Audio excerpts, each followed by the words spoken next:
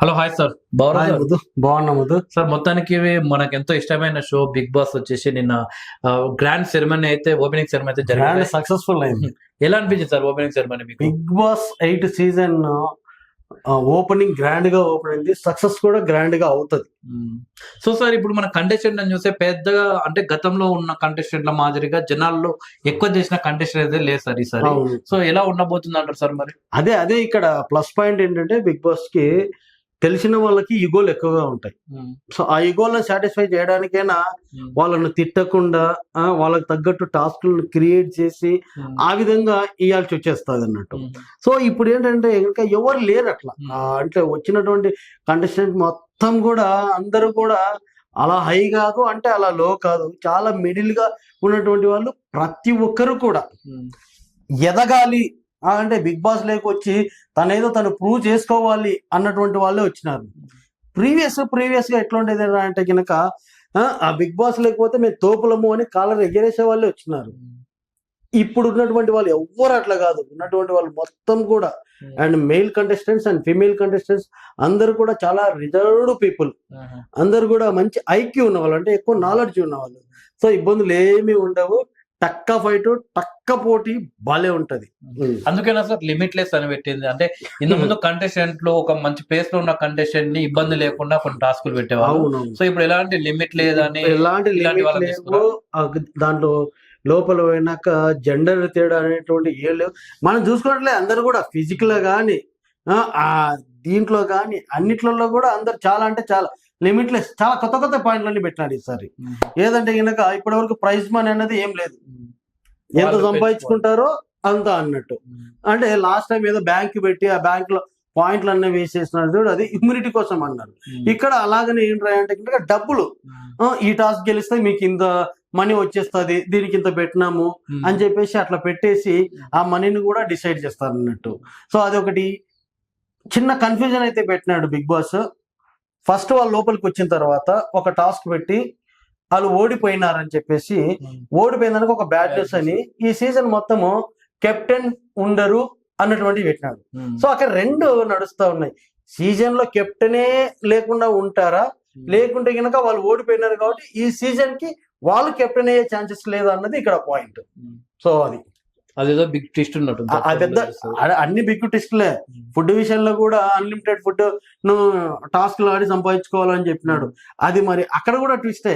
అది ఒక్కొక్కరికి ఇస్తుందా, టీం మొత్తానికి ఇస్తుందా, అసలు ఎవరెవరు ఎంతమంది.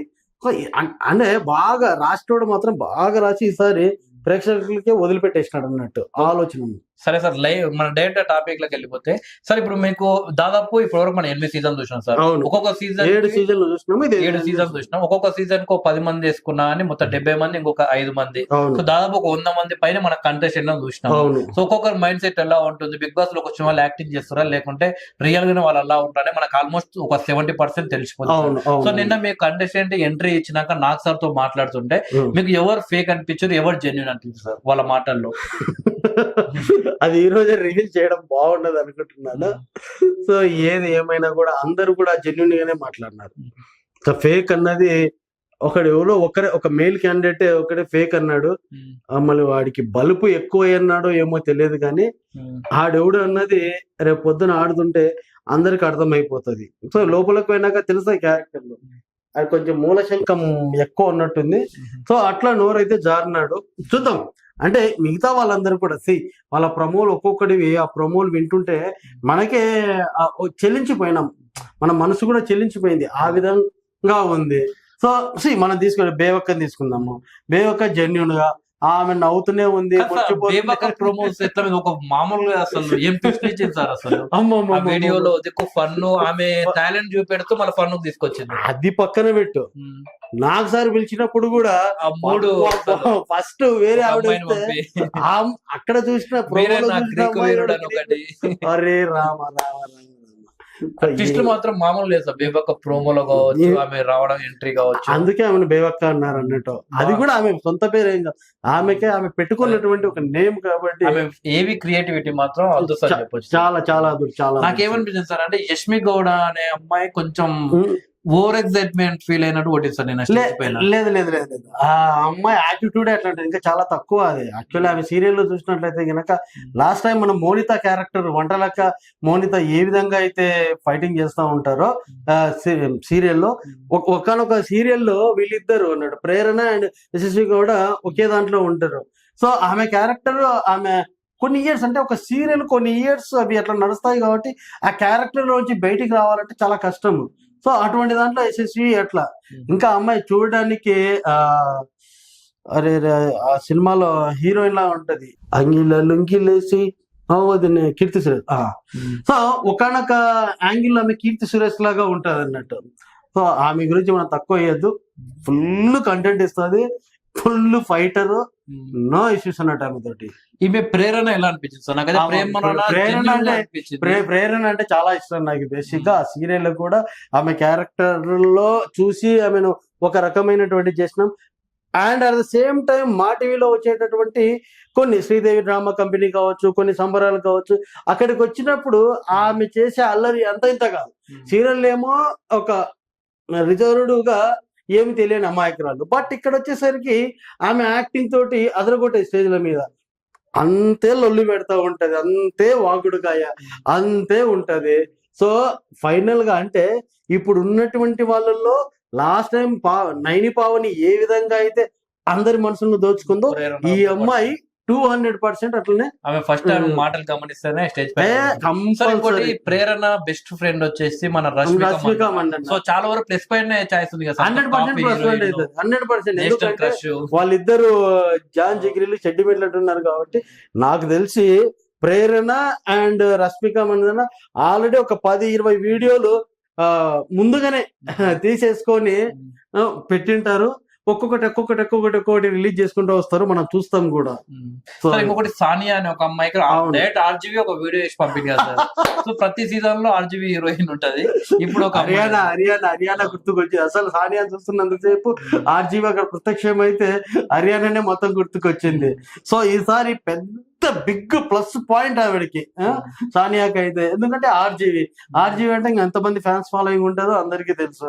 బట్ ఇంకోటి ఏంటంటే జనాలు ఆర్జీవితో ఆమె ఉంది కాబట్టి హౌస్ లో ఆర్జీవితో ఉన్నట్టు హౌస్ లో ఉంటుందా అన్నటువంటిది కూడా పెద్ద పెద్ద క్వశ్చన్ మార్కులు. కంపల్సరీ ఆమె గనక ఆర్జీవితో నిజంగా అట్లా ఉన్నట్లయితే కనుక ఇక్కడ ఇంకా ఎక్కువ మనకి ఎంటర్టైన్మెంట్ అయితే దొరుకుతుంది. సరే ఇంకోటి నాగమణి కంట అని ఒక అబ్బాయి ఉన్నాడు. సో అతను నిన్న కొంచెం ఓవర్ వేసినట్టు అనిపిస్తారు. అంటే అది ఓవర్ కాదు, మెచ్యూరిటీ తక్కువ అని చెప్పాలి.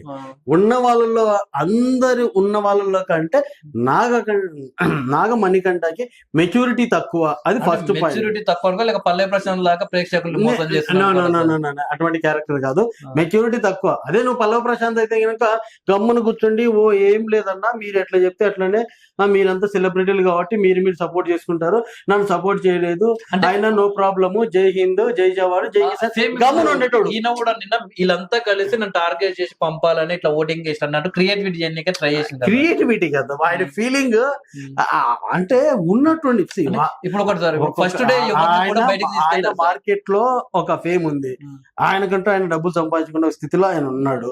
మణికంఠ ఇంకో కొంచెం ఇగో ఉంటది ఎవరికైనా. పల్లవి ప్రశాంత్ కంటే ఏం లేదు అప్పుడు, ఈయన కొంచెం ఈగో ఉంటది. ఆ ఈగో అందరు పోగానే నిన్ను ఎలిమినేట్ చేయాలని నలుగురు ఒకేసారి ఎత్తేసరికి హట్ అయినాడు పాపం. అంటే ఫస్ట్ డే ఎవరిని కూడా బయటికి పంపరు కదా సార్, జస్ట్ ప్రాంక్ లాంటివి ఉంటుంది. అరే అట్లా ఎట్లుంటది బిగ్ బాస్ లో ఏమైనా జరగచ్చు. డే 1 నుంచి ఎప్పుడైనా ఎలిమినేట్ కావచ్చు అని అగ్రిమెంట్ తీసుకుంటారు. మరి తీసుకున్నప్పుడు ఏదైనా జరుగుతుంది.